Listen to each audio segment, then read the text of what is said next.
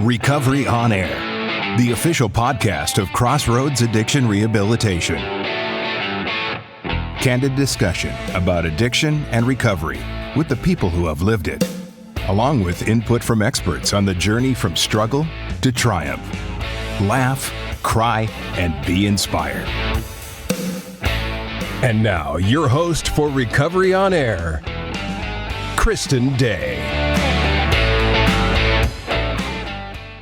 Welcome to another episode of Recovery on Air, where we talk about the good, the bad, the miracles. I am super excited for this guest today. Actually, guests. I have plural. So we have Ashley and Bex coming on. We're going to talk to Ashley first a little bit, but I wanted to bring both of you on, not only because I love you both, but just how everything intertwines, and it's so crazy how God works in this world, and nothing in God's world happens by mistake. So for sure. Thank you for coming. Thank you for having us. Absolutely. So let's get into your story. Like, how was childhood and everything? Sorry about that. I was a little tall. So my childhood wasn't bad. The only thing I really remember, like as far as maybe intertwining into like my addiction, I remember coming home as a kid and our house being robbed and stuff. And my mom never really spoke on it, but like getting older, finding out that my sister and my brother were addicts. So like all of that was hidden from me as a child. Right. I did have a great childhood. My mother was amazing. I had everything I ever wanted. I didn't start using any substances until I was probably 18. Okay. I think I had smoked weed once at 14, but it wasn't my thing. It made me paranoid. I thought I was pissing myself. It just wasn't for me. Not for you, yeah. No, and I was a cheerleader and like a goody, good grades. You were raised in Arizona? Yeah, born and raised. Yeah. Born and raised. I graduated from Barry Goldwater High School. Okay. So born and raised in Arizona. I actually remember playing in the 101, which is now the 101 and 7th Avenue when they were building it. Yeah. And I'd get my ass beat for that when I was taught. But so growing up, like I said, my childhood was great. And my first time I had tried a substance, which was alcohol, was 18. Obviously the weed thing at 14, but it wasn't my thing. And when I know you hear this all the time, but when I had drank for the first time, it was like this wave of relief that had come over me. Because I was always awkward. Yeah. I was always uncomfortable in my skin. I was insecure. I was all of those things. And so when I had drank for the first time, it was like, all that yes, absolutely. Yeah. And I never put it down. It literally went from my first drink to maybe 2 weeks in, I was showing up to parties with a handle of alcohol. Like that's how fast it progressed. Like quick. Wow. And then I got my first DUI at 18. Hell yeah. I was leaving Hurricane Bay. Love that place. Been kicked out of there many times. Right. Rest in peace, Hurricane Bay. So I went to beauty school. So I was a cosmetologist, and in the hair salon I had worked at, they would go in and judge certain nights at Hurricane Bay for like a talent show. Yep. So that's how we were able to get in, right? We were able to get in because we were judges. And we would just I remember buying this huge, ugly, which I thought was glorious back then. It was a skull purse back in the day. And I would put my handle in it, and I would run, just walk around and go into the bathroom and just drink. Yep. So as I was leaving Hurricane Bay, I guess I was going 5 miles an hour. I thought I was going real fast, but I had gotten pulled over, and I was so drunk that he kept asking for my driver's license, and I kept giving him my plastic surgeon's card. I'm like, oh, yes, here. I'm on, trying to like justify, like, oh, I'm on pain pills. Right. They're prescribed or whatever the case may be. And so he's like, okay, you're done. It's a wrap. So he put me in the back of this van. And this is when everything was still fun. Yeah. He put me back in this van, and it was like a DUI van. And I remember them like looking at me and laughing, because that's my thing. I like to make people laugh. And so I'm like, oh yes, this is like, I wasn't even upset that I had gotten a DUI and arrested and all those things, because I was making people laugh. I ended up doing 10 days in tent city for that at 18 years old. And still that didn't change anything. So what happened there was I got a breathalyzer, and instead of quitting drinking, because that's a problem and I have a substance problem, I found cocaine. I had went to Rocky Point for the first time, and I did cocaine for the first time there. And I was like, this is even better than alcohol, right? Because when I got drunk, I was sloppy. I didn't remember. I blacked out. You add a little cocaine to that, and it was like, it was days and days and days. Never did you black out again. So after the DUI, I found, because I didn't want to do cocaine by itself, because God forbid, that was terrible. Yeah. I'm already paranoid without anything in me. I didn't need cocaine. But I found opiates. Okay. And that's when the OCs were in. The 80s. Yep. So I had found opiates, and I was like, holy crap. And alcohol had a hold on me. Cocaine had a hold on me. But when I tried opiates, it was it. Took you to your knees. Yep. It was it. Sure. I was using opiates obviously daily, and I didn't know about withdrawal. I didn't know any of these things. Right. And I remember the first time not having it and being like, what is wrong with me? Just thinking I had the flu. And then somebody telling me, no, you're in withdrawal. So then I was like, oh my gosh. And instead of being like, oh my God, well, I can't take this anymore. I'm like, oh, I know the solution. Just take some more. Yes, it'll be fine. Yes. So I had gotten my second DUI when I was 20 years old. I was I was coming back from Rocky Point. So I was in Ajo, Arizona. And I was apparently swerving, allegedly. And they had pulled me over at the gas station. And I had left my girlfriend in Mexico. I'm not a bad friend, I promise. I was just going to the States to have somebody come back in there with me and help me. So when they pulled me over, I was in a rental car. Okay. Her rental car. And in the trunk of that car, there was like 100 somas with a fake ID. Oh, no. So I got charged with like 3 different things. I ended up staying the night in jail out there. And then it was a court. I ended up getting, I don't know, maybe 5 days or something. Yeah. When that was all said and done. My girlfriend did get back from Mexico. She was safe. So after that, so that was my second DUI at 20. So we're on a roll here. Yeah. I was like, another breathalyzer, I'm like, what am I going to do? How long did you have to have your breathalyzer? A year every time. And I think the second one, I was failing a lot. Yeah. By like non-payment or failing by alcohol. Yeah. And so that added more time. So I think that one was 18 Did it ever months. lock you out? All the fucking time. All the time. And again, and then they charge you the surcharge to get it calibrated again because you've locked it out, and like it was a whole scene. And in that whole my entire life, it was never me. I was never the problem. Turns out I'm the whole fucking problem. But so I had gotten that second DUI, went to jail for that, got another breathalyzer. Within this, so at 18 years old, when I had gotten my first DUI, my stepdad and my mom were like, I'm done. We're done. Yeah. We're not paying for anything anymore. We are done. So I ended up becoming a door girl at a titty bar. And I had never been around anything like that before. And that industry is like a tornado. It will suck you up and spit you the fuck out. For sure. So I eventually graduated, as they say, and became a dancer. And I did that for, 10 years. Yeah. Altogether, probably. And that was... Using and everything? Oh, yeah. I couldn't do that sober. Yeah. I think the whole time I was in that industry, I met 2 people out of all the dancers I had come across that were actually sober and doing it for school or doing it for a purpose. Right. But for me, it was, easy money. But the thing is the faster money that you make, the faster you lose it. Absolutely.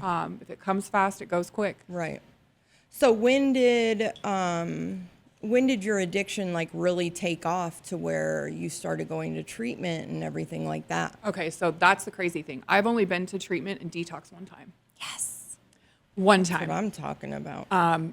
So at 21, I had gotten into the Oxy 30s. Yeah. So perk 30s, a daily habit. Right. Daily.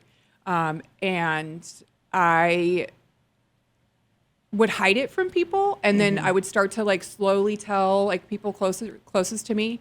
And my sister was the first one that was like, no, this is not normal. Yeah. A couple boyfriends too, but I wasn't listening to them. So I would just get rid of them. And, because if you're not going to co-sign my shit, I don't want you around. Right. Me. But when my sister had come to me, I was like, okay. So then she had told my mom, and my mom was living in Florida at the time. So I had went out there for 2 weeks, bought some Suboxone on the street because I was word of mouth, people telling me what to do, how to get off of it. Went out there for 2 weeks, got on the Suboxone. But within this, I thought that me just being off the opiates was the solution. Right. I would drink. And then I would even smoke weed, which is crazy because I fucking hated it. Yeah. But that was the addict in me, just like wanting any substance within me. For sure. So I did the Florida thing for 2 weeks, came right back. Literally when the plane landed, I had texted somebody and it was off to the races again. And then it was 2 more times I had went out. My mom was in Missouri at the time, and I would go out for a month at a time. The last time before I had went to treatment was August of 2018. My best friend from Colorado actually drove from Colorado to Arizona and then drove me to Missouri because she was getting married that next month. Wow. And she goes, you are going to be in my wedding and you are going to be fucking sober. So I stayed. So I'm going to babysit you the whole time. Correct. And looking back now, I didn't stay sober. Yeah. I hid it. Right. But I was in her wedding, and I'm grateful for her. Like all the shit that I put people through, I'm like, God, I don't know how they forgive me and they still love me to this day. It's crazy. Right. So I ended up getting pregnant. So the last time I went to Missouri, I had come back and I had started taking Suboxone. Okay. And I ended up getting pregnant rather quickly, like super, super quick.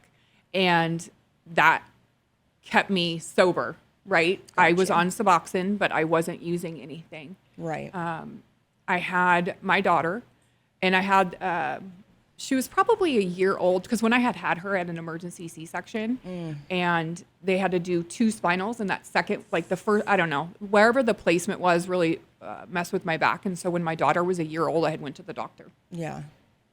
And I was given a script for Perks. And in my delusion, right, I'm like, this is great. This is legal. And I love this. Right. Like, I get to do this because the doctor's giving it to me. But there was something in the back of my head saying, don't fucking do that. Yeah. What? But it was that co-signing my shit. Yeah. So I got on that, and I ended up having a script for, I don't know, I think my daughter was 5 when I got sober, for 4 years. Yeah. And the only reason that I probably got sober was because I lost my script. I had a script of Xanax, morphine, and Oxys. Like, I got it all. And it didn't last. Actually, I was just moving, and Bex was helping me. We found all my old, like, filled, like, stuff. And I was like, how did I live like this? Right. It's so far, like, from me that you, like, look back and you're like, that's a different fucking person. It's crazy. For sure. So I had lost my script because within the whole dancing and the nightlife and all of that, of course I'm going to do cocaine. Of course I'm going to do. You can get your hands on. So when I would go to the doctor and my benzos that were popping weren't my Xanax, it was Klonopin because I got them from somebody else because I had run out, little things like that. It had happened one too many times, and so I had eventually lost my script. At the time, I thought my life was over. Yeah. But looking back, I am so fucking grateful for that day, and losing my script, because towards the end there, I was buying them off the streets. Yeah. Right. So I was getting the Perk 30s on the streets. Well, it had gotten to the point where, like, everybody was losing their scripts. Yep. So I could only find fentanyl. And in my addict brain, I'm like, I'm not as bad as her. I'm not as bad as him, because I'm not smoking anything. Right. I'm not shooting up. I'm not. Yeah. I was looking for all the things that didn't make me like everybody else, instead of looking at the similarities. For sure. And eventually I was so dope sick one time that I was like, I will do anything. I will do anything. Yeah. And I started smoking fentanyl. And it wasn't very long. I don't remember exactly because I was literally, it was like, that's how strong it is. Yeah. It was maybe, I would say 2 to 4 weeks. Okay. 4 weeks max before I had gotten sober.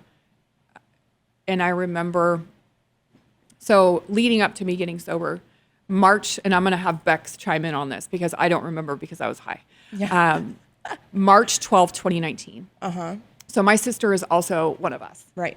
And we had gotten into a fight, like a physical altercation, and she called the cops. Idiot.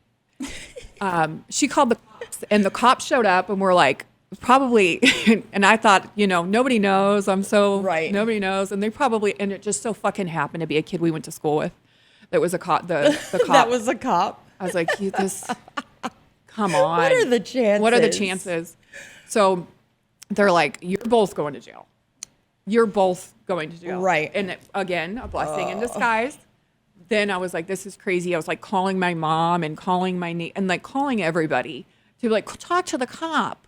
Like, you're going to jail, bitch. Right. Jeez. Can you help me get out of this situation right now? The cop's like, I'm not fucking talking to anybody. Yeah. I'm like, God, I don't blame you, man.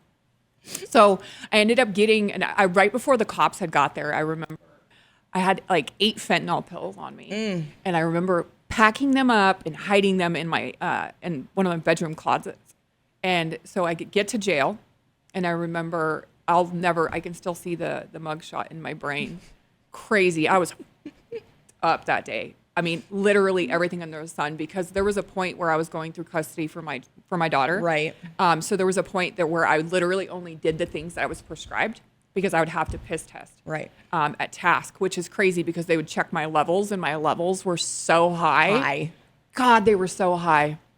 But it was just coming back to what I was prescribed. Right. So once I had finished with court, we had got joint custody, which is crazy. I remember being on the stand high as shit. You know what I mean? Yeah. But so when everything was done with that, I was like, I'm off to the fucking races. Yeah. Because even though court said that I could get 50-50, he wasn't answering me. He wasn't doing anything. I just was defeated. Yeah. So I went to the races. And so when I had got arrested that night, I was literally on everything. Coke, alcohol, Xanax. I mean, anything you can think of, I was on. And so when we had got arrested, I got put to jail. And my sister got put in a cell by herself. And I was in the cell with a bunch of women. And I just remember that part. So I'm going to have Bex tell you what she remembers from that day. This is where we met. This is the first time we met. This is the very first time we met. I had gotten arrested while sober. Right. So driving from our Crossroads Mesa Women's Facility after a meeting with another girl in recovery who had just graduated from Flower. And we get pulled over. It was Morgan, right? It was Morgan, yeah. We still laugh about this now. Oh, my God. Both sober. Right. I was about to get hired with Crossroads. I was a volunteer at the time. I'm living on property. Right. I'm about to get a paid position. We get pulled over. 3 more cops get behind us. That's a sign. Yeah. They ran your license. You got a warrant. You're going. She had unpaid DUI fines, and I had some old charges that came up that I had no idea had gotten filed. And so now I'm in this big tank, and Walton is in there, not so sober. No. And so Morgan was telling everybody, you got to go to Crossroads, and she works there. And I'm like, oh my gosh, this is so embarrassing.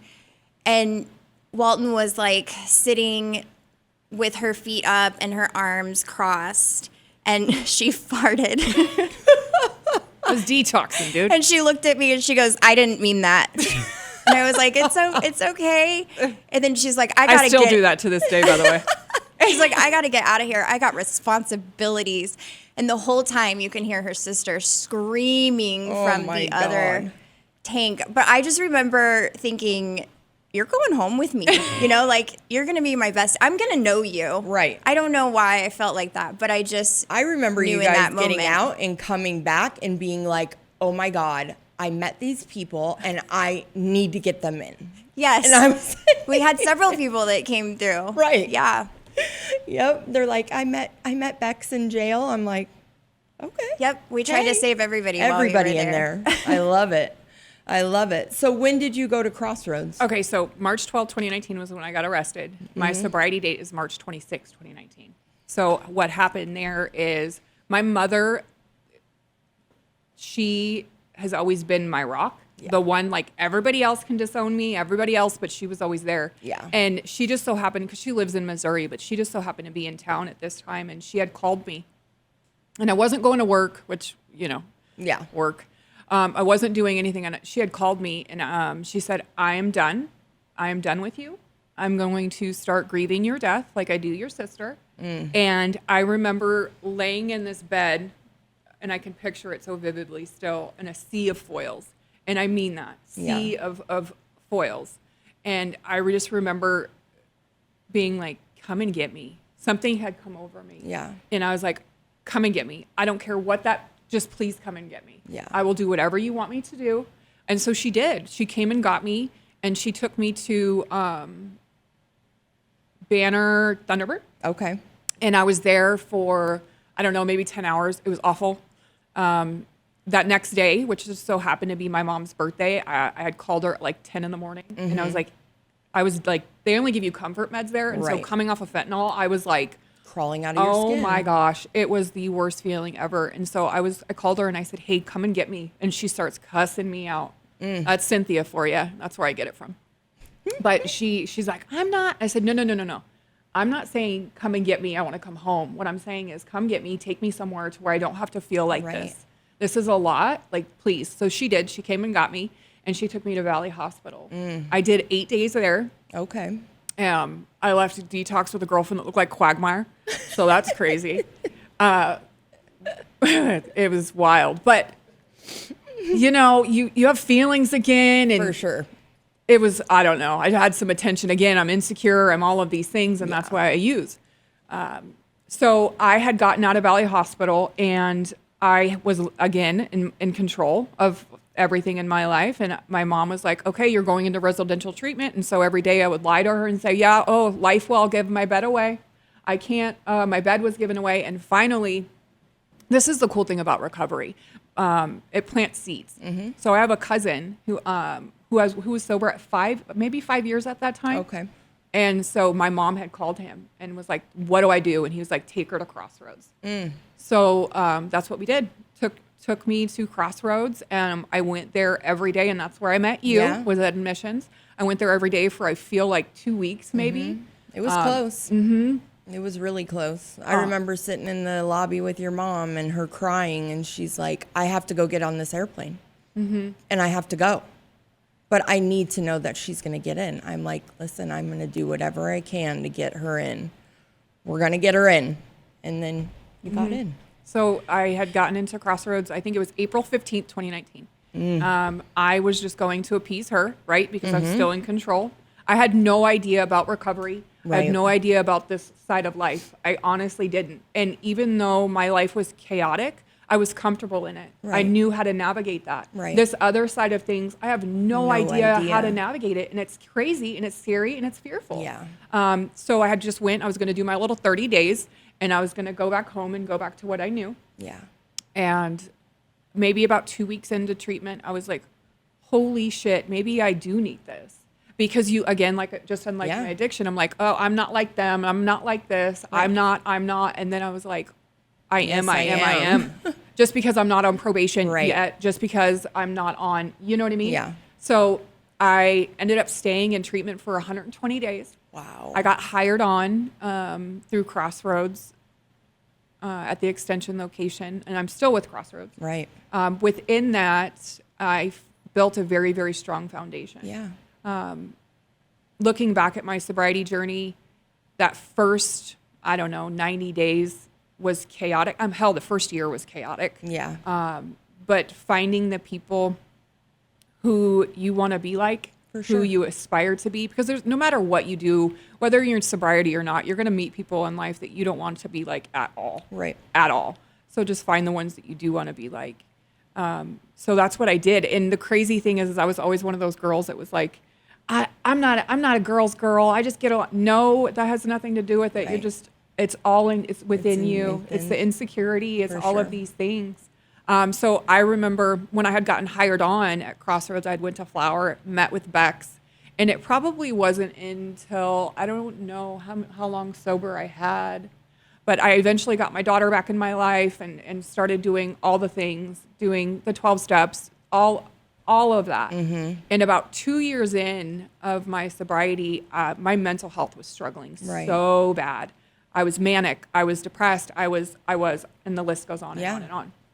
Well, because we use drugs and alcohol to suppress those feelings. Correct. So now we're feeling all these things and we're like, what the fuck? Mm-hmm. And Bex and I had started working together at Extension, and we were like, let's do something. Let's start exercising. Let's this. So we started with, this is so embarrassing. We started with little, I don't even know if they were 15 minutes. I think there were 8. 8-minute literal kids workout videos on YouTube.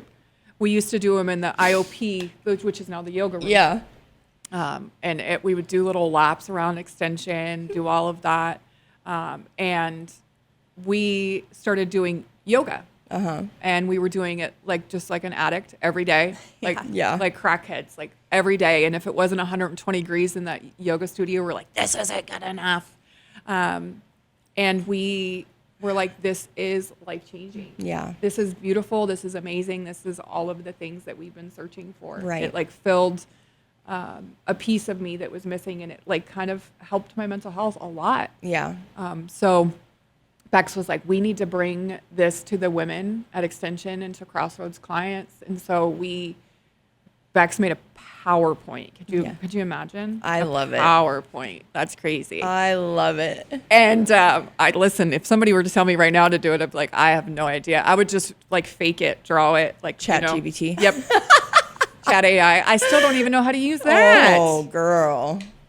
So we went to Crossroads Leadership and had this whole presentation.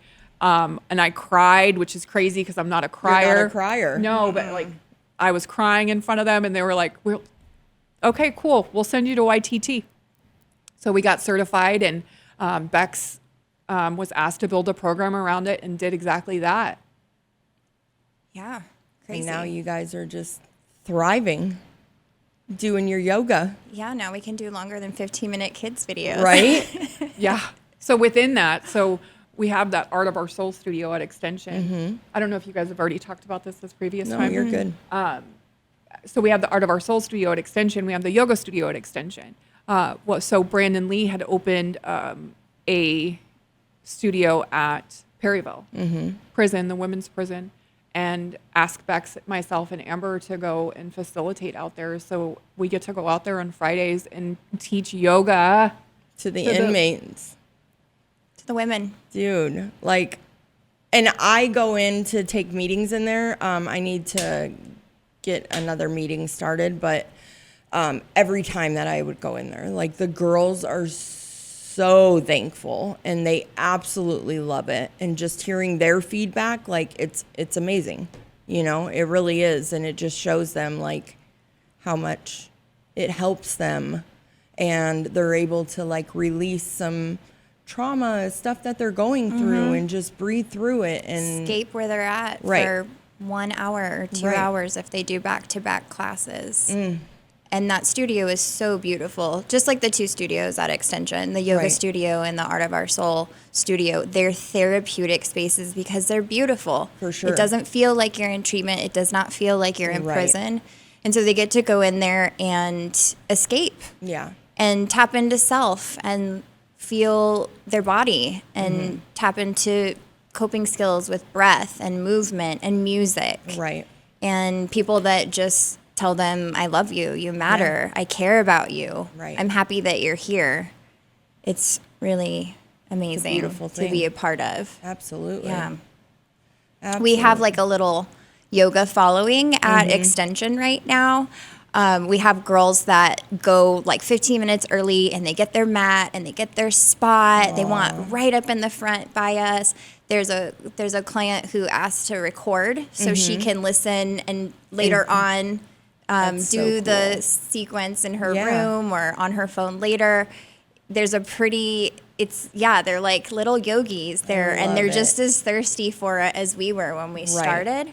And then we have the same thing at the prison.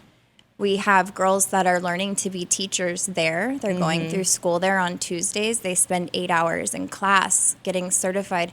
And so now when we go, sometimes we teach a little bit and they teach a lot. And so you're getting to see them being teachers. Right. And I'm like, these girls are better than you us. Taught them, but you taught them that, like how cool is that to like watch it and be like, we're part of that. Up. Right.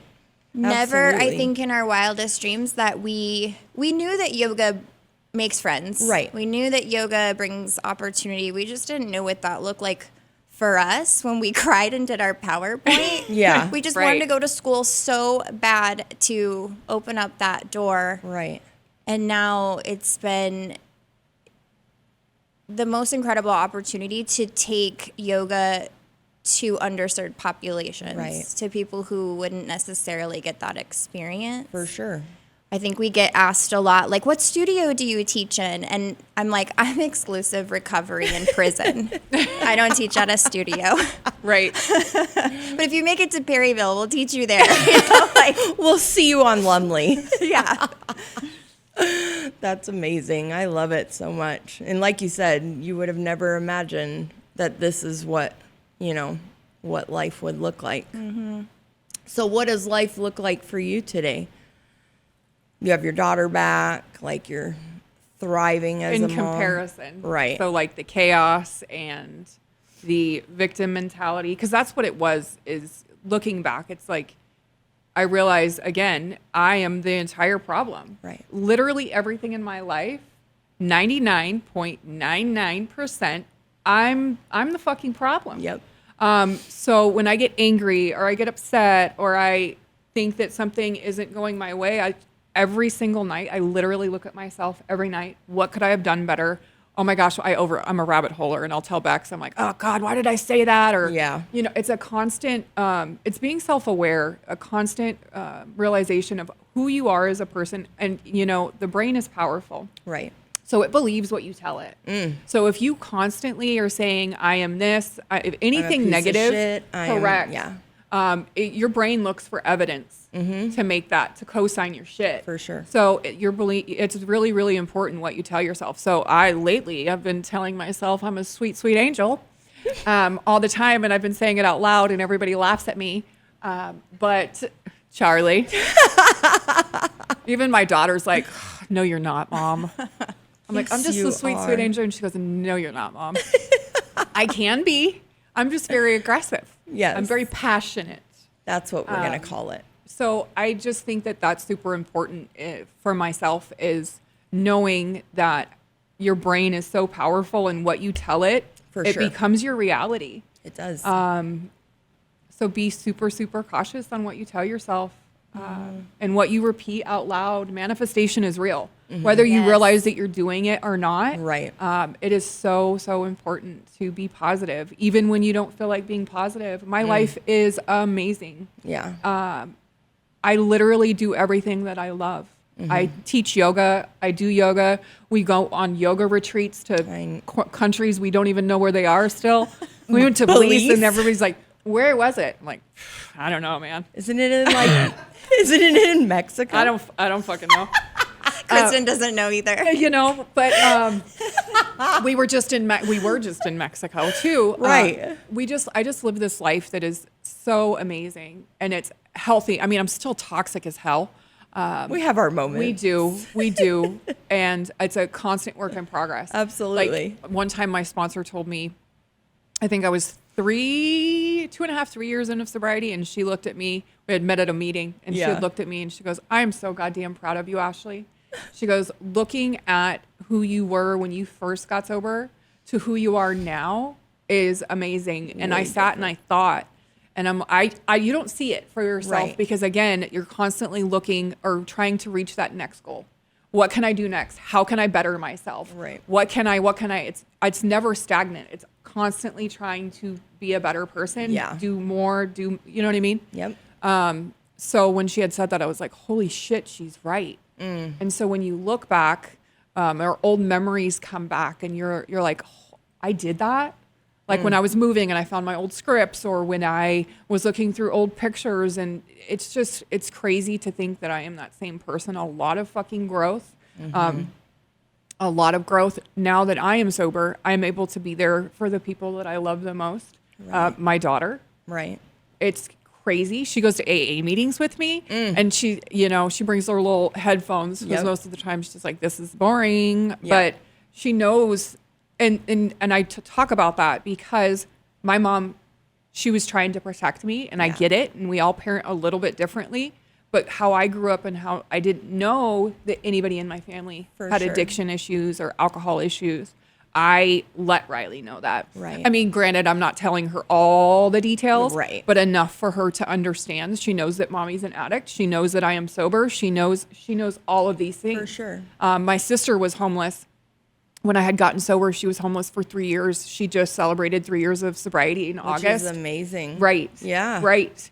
So when my daughter sees homeless people, or she's the sweetest little heart. Yeah, she likes to make little homeless bags and pass them out. But just making sure that she is aware of how serious this is, and these people aren't bad. They make bad choices, and things happen, and to show love and compassion, and how important it is that every little choice that you make affects your life. For sure. Because it can just be just like the women in Perryville. That could easily be any of us by one mistake, by one choice. And so it's super important to always be as transparent as possible with her, so that we can't control it, right? But I just don't want her to make the same mistakes I did. Absolutely. And the things that I would get high over in the past, I would never think about getting high over now. Right. Life is not fucking easy. It happens. Not. Yeah. There is constantly something that's going to happen that you have no control over. Right. That's going to kick you in your ass, and it's your choice. Again, it's your choice whether or not you use over it or make a bad decision. Even if you don't use, right? If you still make a poor decision, it's your choice. Do you think that yoga has really helped you guys with your mental health and being able to utilize that to, cope with things that you're going through? Absolutely. Yeah. Easiest answer. Yes. I think a lot of people figure out that physical activity is good for their sobriety. For sure. A lot of guys work out, they go to the gym, women too. There's that release of serotonin and dopamine and feel goods and, like the runner's high. Right. So physically and scientifically, Science, hashtag science. There's that logic of it. Right. And then there's a lot of people that practice spirituality within the yoga. There's the 8 limbs of yoga, which when you start to study that, correlates with a lot of the principles of the 12 steps. When we were in school kind of learning about the spirituality part of yoga and the theory and the basis and the education of where it came from, I was like having this whole spiritual experience, feeling like my AA side was getting lit back on fire because I could see going on that pink cloud where it was like aligned. Yeah. That's so awesome. We joke around now and say that we need to go to yoga because we feel homicidal. So when we say that, we know like we're going to a class. But yeah, like just taking that hour to detach from reality, to get centered and to breathe and to move, and the energy of the class and the intention that you have for sure is definitely rewarding and good for mental health. Oh, for sure. For two crazy hoes like us. Absolutely. Right. I love it. I love it. I love it. What do you guys see yourself doing in the next 5 years? Well, when you said that, my immediate thought was, what's that Adam Sandler movie? Big Daddy. Big Daddy. What's your 5-year plan? Don't die. So my brain had to stop for that. Yoga, more yoga, for sure. Somehow, some way, getting to as many people as possible. Like Beck said, the population that we teach is so important. For sure. And I love, so I know that the girls that are getting trained to become instructors, they also will have the opportunity once they get out. They will be licensed. They'll be certified, yeah. They're going to be certified, and they're going to possibly be able to get jobs. Yes. Yeah. Yep. I think Banner's 25 commitment of to that them. was that they would find Help them. Yeah. placement with employment if that's what they chose. And the women who home is Perryville Right. for Forever. the rest of time Yeah. are teaching there. And so the How many their days a vision- week are they doing yoga there? 2 right Okay. now, and then some of the girls in our class are holding their own classes already. That's what I wanted to. We have one girl who's holding nightly 6 p.m. Like relaxing flow, get ready for bed yoga. And she has a roommate who they call the secretary. Okay. And she's not in yoga school, but she goes around and signs them up because they only have so many spaces in the room that they use. So, okay, you're on Monday, you're on Tuesday, you're on the wait list. And so she's like the yoga secretary. Their out own mind there. body. I love it. She comes to all the Friday classes and says that she's there for support. I love it. And she's their yoga secretary. So they're already figuring out how to make this part For sure. of their Their lives, everyday, their yeah. lifestyle, just like we did, which was one of the big goals of starting this program, was so that they could have yoga whenever they wanted. Yeah. I would love to see you guys someday open up and do your own little yoga thing. I think that Yes. would be really cool. Yeah, that's Like I a whole think, wellness center. Yes, that's Yes. the dream. Don't even get me started. Right? Makes my wheels start spinning. We're going to all go down rabbit holes. Yes. But yeah, man, I love you guys so much, and I'm so grateful for both of you, and seeing where you were to where you are now is absolutely amazing. And I just love you guys. If somebody is struggling, what would be a piece of advice each of you would give?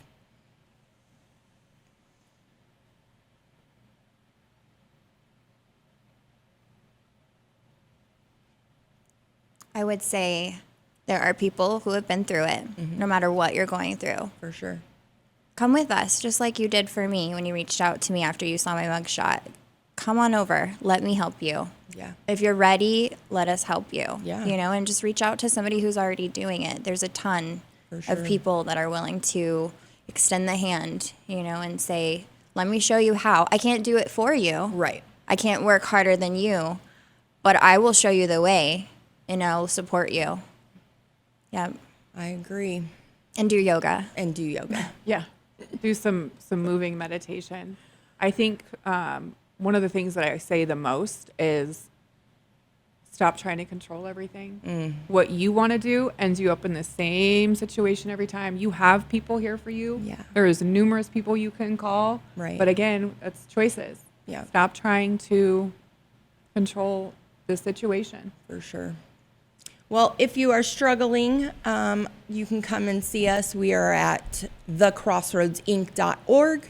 We are also, you can come to the office, 2002 East Osborne Road. We take all access plans and commercial insurance now, so there's no excuse. Come see us. We will help you. And again, thank you, ladies, for taking time out of your day to come here and share a little bit of hope. Thank you. Namaste. Namaste, bitches. Hashtag sober hoes. Sober host. Bye.